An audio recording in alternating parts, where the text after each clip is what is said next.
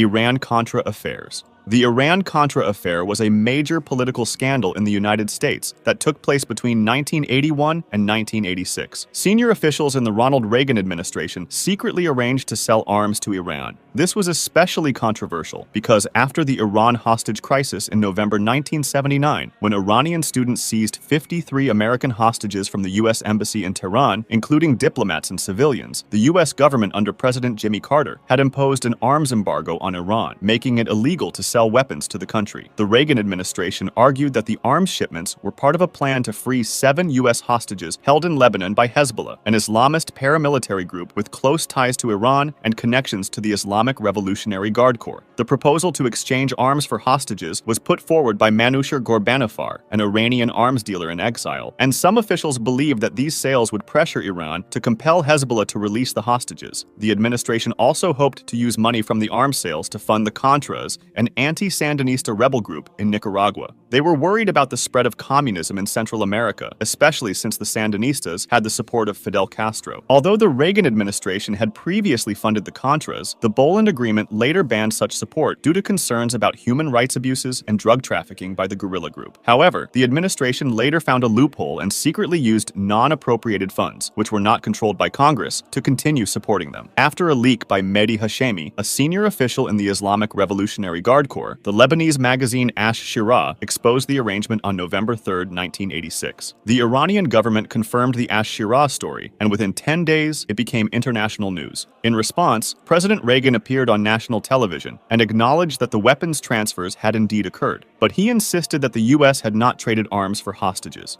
This was the first public report of the weapons for hostages deal. According to journalist Seymour Hersh, an unnamed former military officer claimed that a covert team led by Arthur S. Moreau Jr., assistant to the chair of the U.S. Joint Chiefs of Staff, may have arranged the leak. They were reportedly worried that the scheme was spiraling out of control. The operation was fully uncovered only after an airlift of guns, Corporate Air Services HPF 821, was downed over Nicaragua by the Sandinistas. Eugene Hasenfuss, who was captured by Nicaraguan authorities after surviving the crash, initially claimed during a press conference that 2 of his co-workers, Max Gomez and Ramon Medina, worked for the CIA. The investigation was slowed down when large amounts of documents related to the affair were either destroyed or kept from investigators by officials in the Reagan administration. In March 1987, President Reagan made another nationally televised address, taking full responsibility for the affair and saying, "What began as a strategic opening to Iran deteriorated in its implementation into trading arms for hostages."